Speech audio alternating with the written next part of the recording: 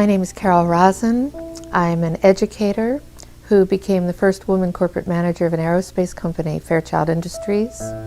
I'm a space and missile defense consultant. I've consulted to a number of companies, organizations, government departments, even the intelligence community. I was a consultant to TRW working on the MX missile. So I was part of that strategy, which turned out to be a role model for how to sell space-based weapons to the public, the MX missile being yet another weapon system that we didn't need.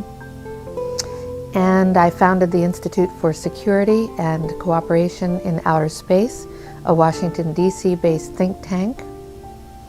I'm an author and have testified before the Congress, the President's Commission on Space, and to a number of committees of that kind of relevance.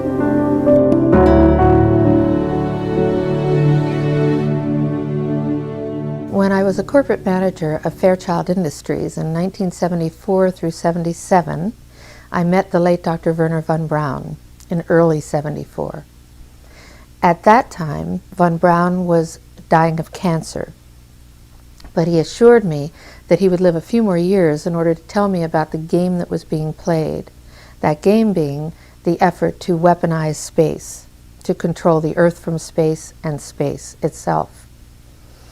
Von Braun had a history of working with weapon systems and had escaped from Peenemünde to come to this country and landed as vice president of Fairchild Industries when I had met him.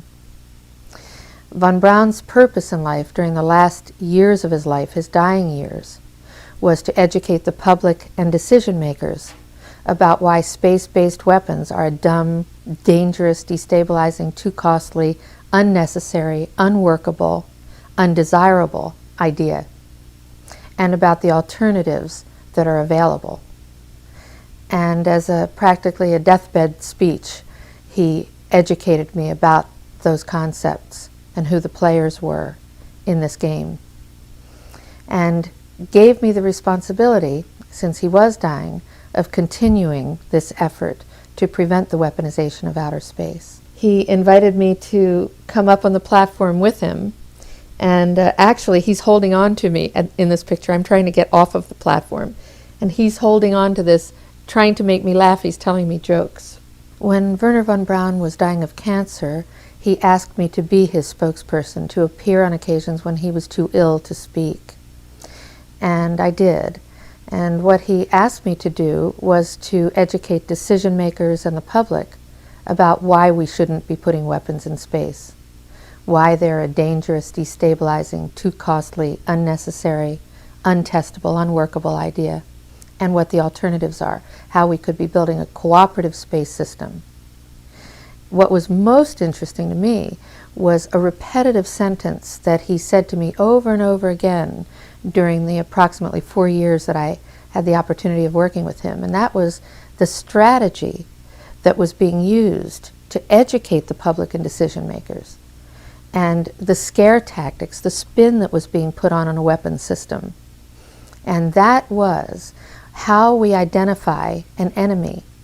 The enemy, at first he said, the enemy against whom we're going to build a space-based weapon system that he thought was a ridiculous idea, unnecessary and very dangerous, not to mention too costly, etc. The strategy that Wernher von Braun taught me was that first the Russians are going to be considered to be the enemy. In fact, when I met him in 74, they were the enemy, the identified enemy. We were told that they had killer satellites. We were told that they were coming to get us and control us, the dirty commies, that whole story. First, the Russians were the enemy against whom we're going to build space-based weapons. Then terrorists would be identified, and that was soon to follow. We heard a lot about terrorism. Then we were going to identify third world country crazies. We now call them nations of concern. But he said that would be the third enemy against whom we would be needing to build space-based weapons. And the next enemy was asteroids. Now at this point, he kind of chuckled the first time he said it. Asteroids, against asteroids we're going to build space-based weapons. So it was funny then. And the funniest one of all was against what he called aliens, extraterrestrials. That would be the final card. And over and over and over, During the 4 years that I knew him and was giving his speeches for him, he would bring up that last card. And remember, Carol, the last card is the alien card. We're going to have to build space-based weapons against aliens. And all of it, he said, is a lie. A lie. I think I was too naive to know at that time the seriousness of the nature of the spin that was being put on the system. And now the pieces are starting to fall into place. We're building a space-based weapon system based on a premise that is a lie, a spin. And Wernher von Braun was trying to hint that to me back in the early 70s and right up until the moment when he died in 1977. What he told me is that there's an accelerated effort in place. He didn't mention a timeline, but he said that it was going to be speeding up faster than anybody could possibly imagine. That the effort to put weapons in space was not only based on a lie, but would accelerate past the point of people even understanding it until it was already up there and too late. When von Braun was dying in front of me, the very first day that I met him, he had tubes draining out of his side. And he was tapping on the desk telling me, "You will come to Fairchild." I was a school teacher. "You will come to Fairchild and you will be responsible for keeping weapons out of space." And the way he said it with the intenseness in his eyes, and added that very first day, the first time I met him, that space-based weapons were a dangerous, destabilizing, too costly, unnecessary, untestable, unworkable idea. And that the last card that was being held was the extraterrestrial enemy card. The intensity with which he said that made me realize that he knew something that he was too afraid to mention. He was too afraid to talk about it. He would not tell me the details. I'm not sure that I would have absorbed them if he had told me the details or even believed him in 1974. But there was no question that that man knew, and had a need to know, I found out later. There's no doubt in my mind that Wernher von Braun knew about the extraterrestrial issue. The very first meeting that I had with him in 1974, when he said to me, "You will be responsible for keeping weapons out of space. I'm dying of cancer and you have to take over for me." And when he explained to me the reasons for why weapons were going to be put into space, the enemies against whom we were going to build these weapons, and that all of that was a lie. And when he mentioned the extraterrestrial card, that extraterrestrials, aliens he called them, were going to be identified as the final enemy against whom we were going to build space-based weapons back in '74, the way he said it to me, there was no doubt in my mind that he knew something that he was too afraid to talk about. Wernher von Braun never spoke to me about any of the details that he knew, or might have known, or thought about related to extraterrestrials, except that extraterrestrials were one day going to be identified as an enemy against whom we are going to have to build an enormous space-based weapon system. Even though he didn't give me the details, however, the look in his eyes made it clear to me that he knew that there was something going on that was a big secret that he could not divulge. Wernher von Braun actually told me that the spin was a lie, that the premise for space-based weaponry, the reasons that were going to be given, the enemies that we were going to identify, were all based on a lie. I've been tracking the space-based weapons issue for about 26 years. I have debated generals, congressional representatives. I've testified before the Congress and the Senate. I've met with people in over 100 countries. And I have not been able to identify who the people are who are making this space-based weapon system happen. I see the news. I see the administrative decisions being made. I know that they're all based on lies and greed. And I have yet to be able to identify who the people are. And that's after tracking this issue for 26 years. I know that there are big secrets being kept. And I know it's time that the public and decision makers pay attention to the people who are now going to be disclosing the truth. And then we need to make some definite changes and build a system in space that will benefit every single person and all the animals and the environment of this planet. The technology is there. The solutions to Earth's urgent and long-term potential problems are there. And I have a feeling that once we start studying this extraterrestrial issue, all of the questions are going to be answered that I've had for 26 years. I have concluded that it's based on a few people making a lot of money and gaining power. It's about ego. It's not about our essence and who we really are on the planet and loving each other and being at peace and cooperating, using technologies to solve problems and heal people in the planet. It isn't about that. It's about a few people who really are playing an old, dangerous, costly game for their own pocketbooks and power struggle. That's all it is. And I believe that this entire space-based weapons game is initiated right here in the United States of America.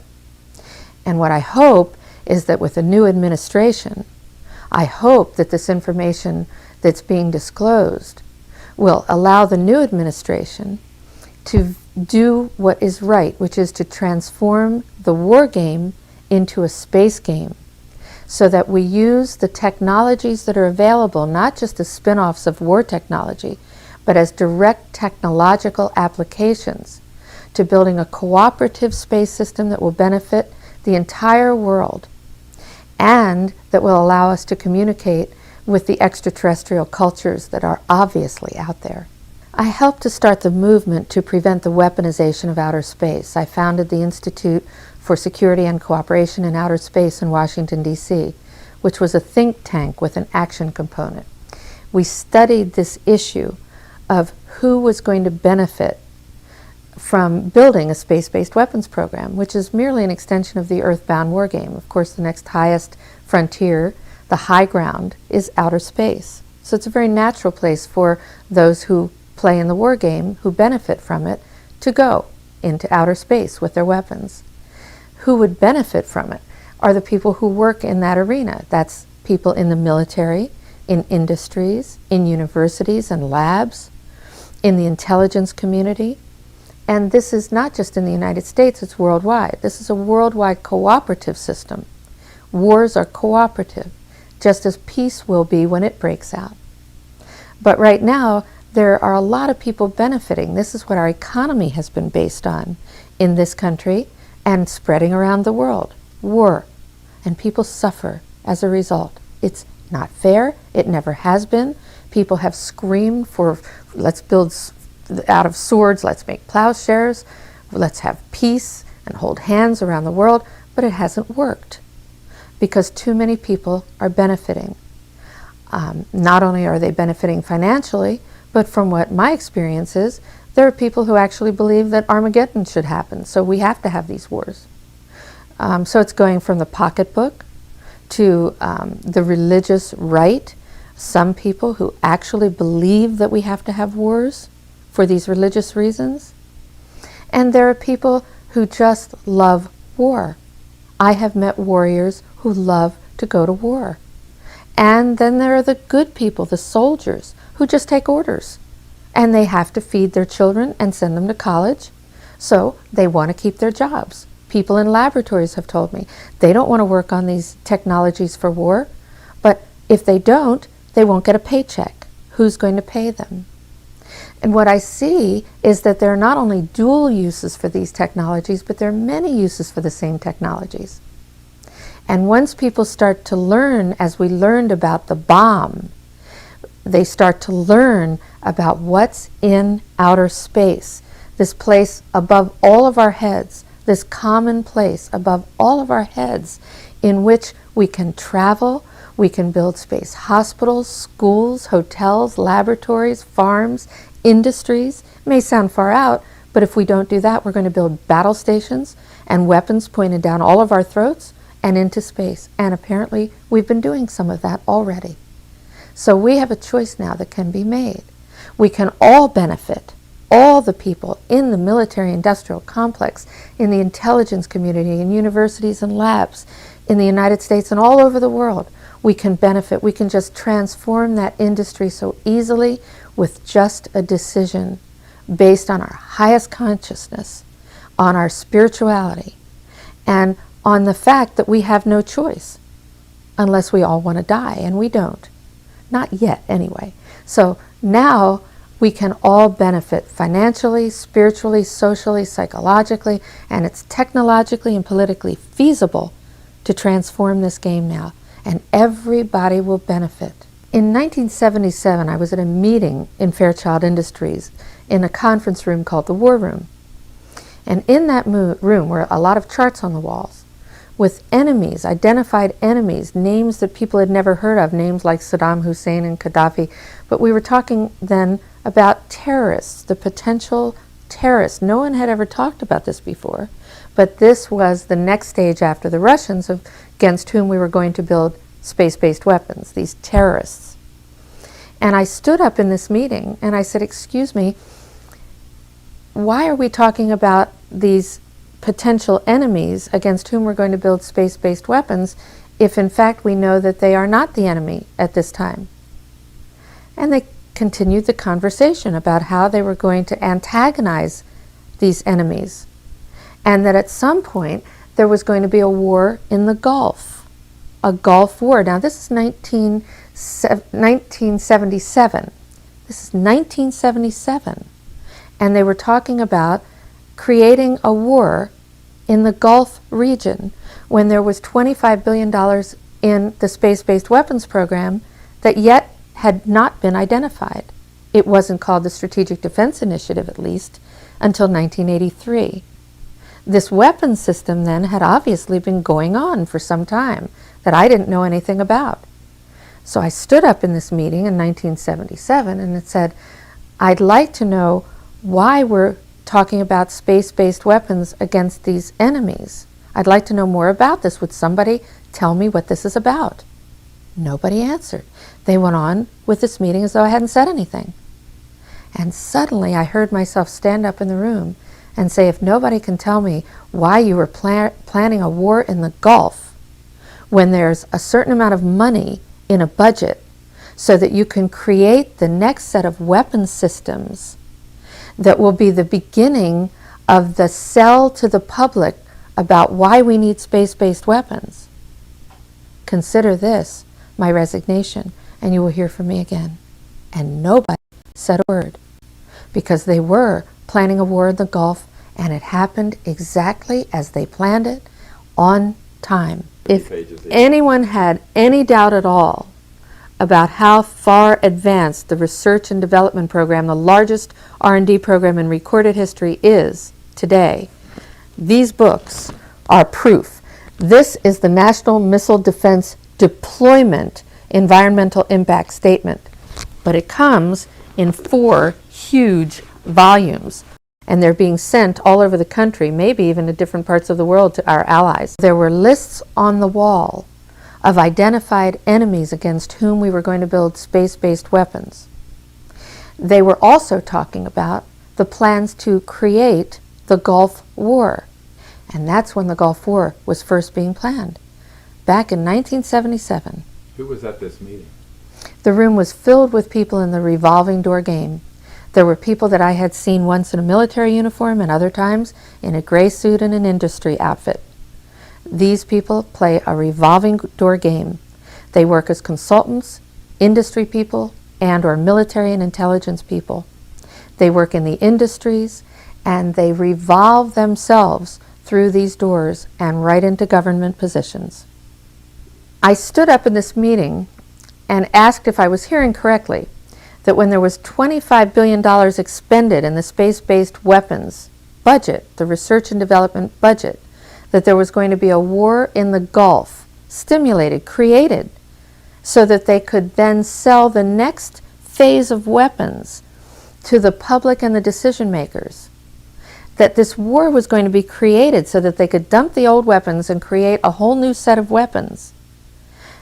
I had to resign from that position. I could no longer work in that industry.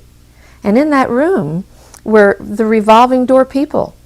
They were people whom I had seen in military uniforms, in their gray pinstripe business suits, the same people. I see them then getting jobs in the government. They're affiliated with the intelligence community and or universities. This is the military-industrial complex, and they are in revolving door jobs. In about 1990, I was sitting in my living room looking at now the money that had been spent on space-based weapons research and development programs.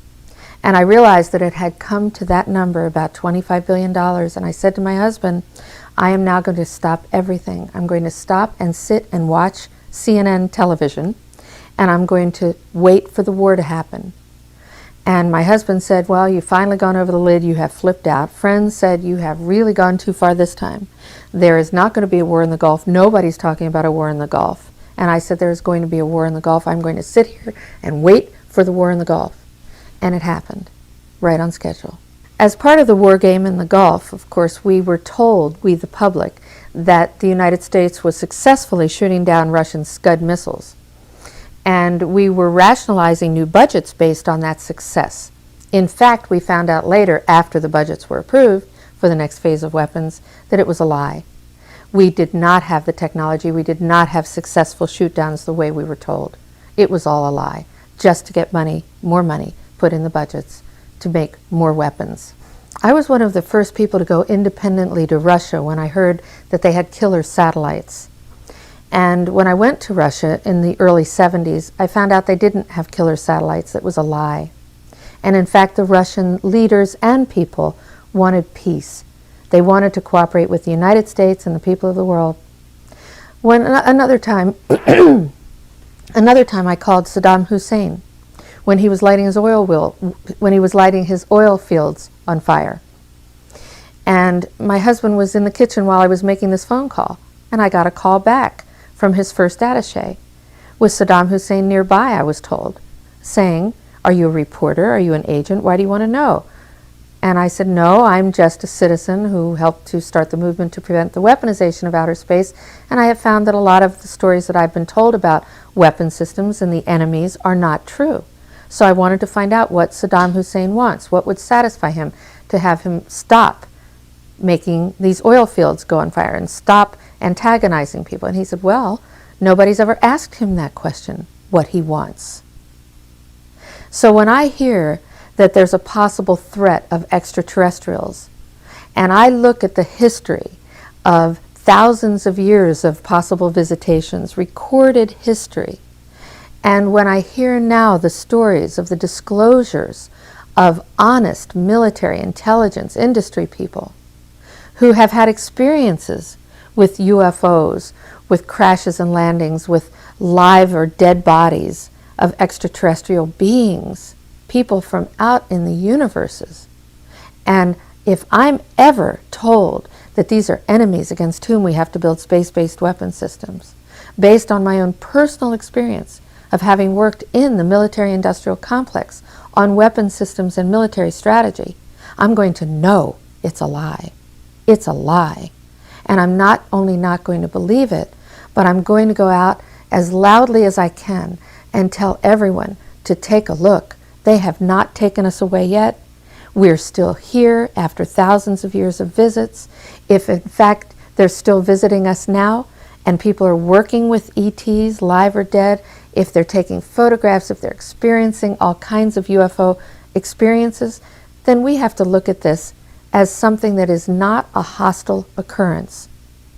It would be my guess, based on my own experience of having traveled to countries whom we've been told had hostile intentions against the United States, it would be my hope and my intention to do everything I could to work with people who are working to communicate with and cooperate with these extraterrestrial beings, because they're clearly not hostile.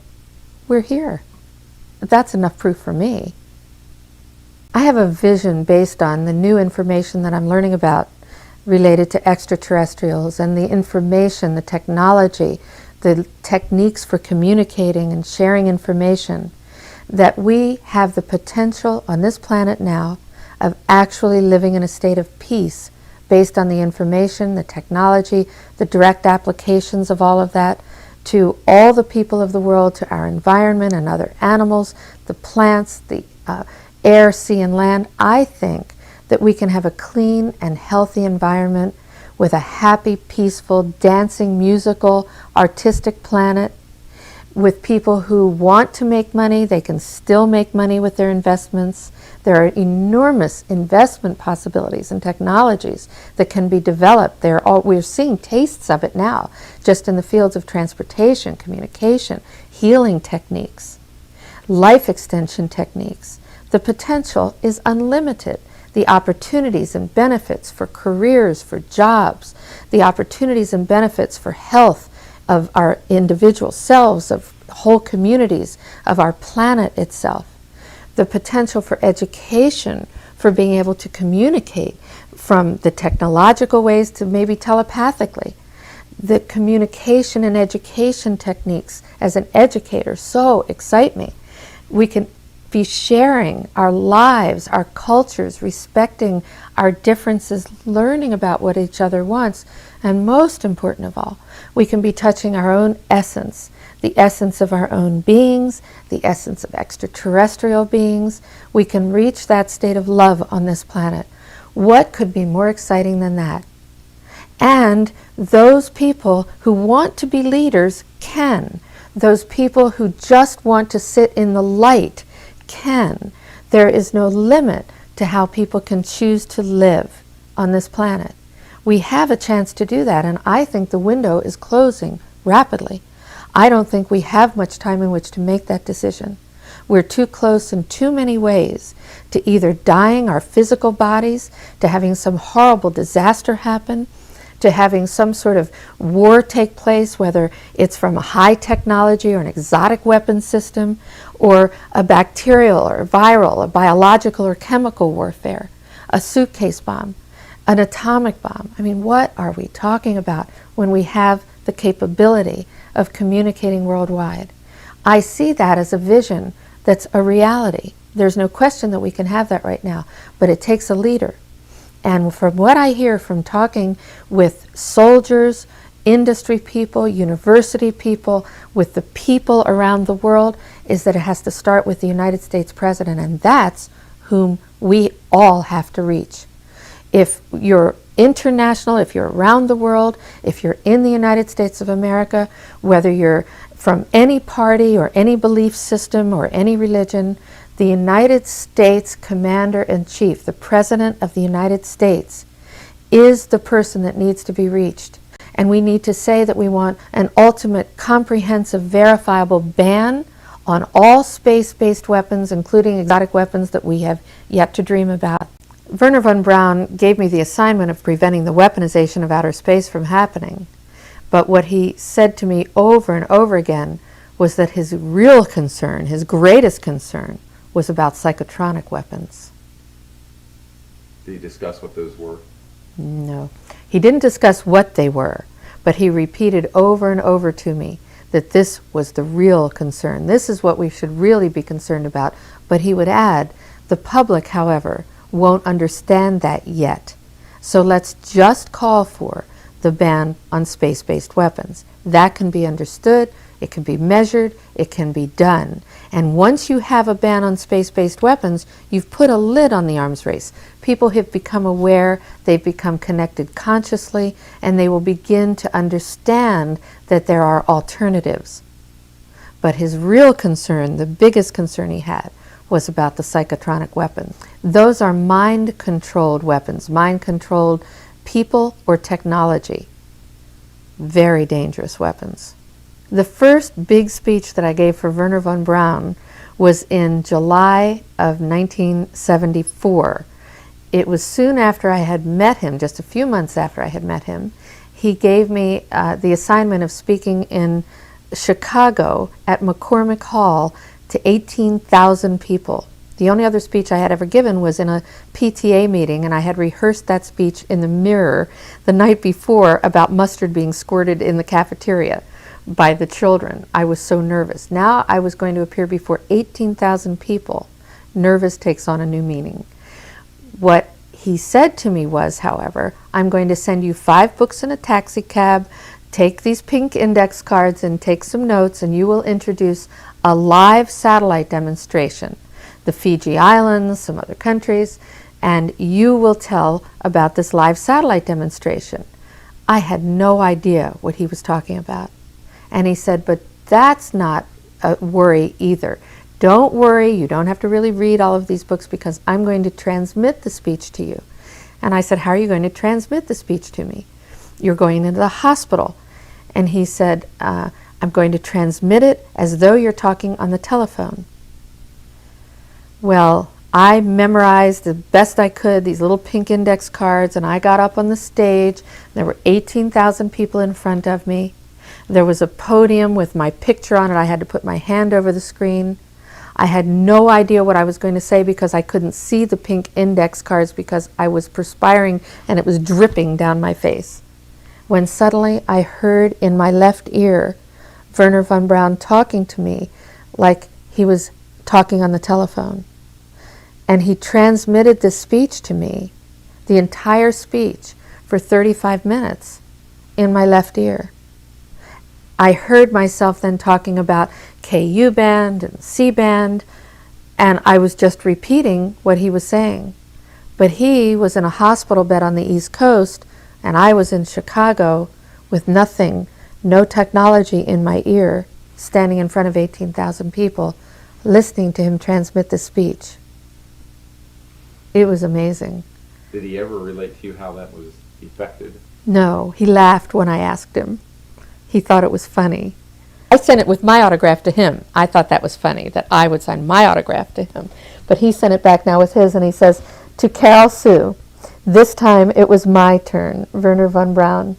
When Wernher von Braun transmitted into my left ear this entire speech from the East Coast to Chicago, it became very obvious to me that we humans have absolutely no idea except what we're told by people who are making money on the next levels and phases of technological developments, that we are purchasing as consumers what is possible.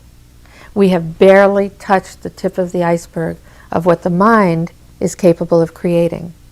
And we create all of these technologies, including our own attitudes, our own philosophies in life, our ways of behaving and relating to people, our choices that our minds, our egos create.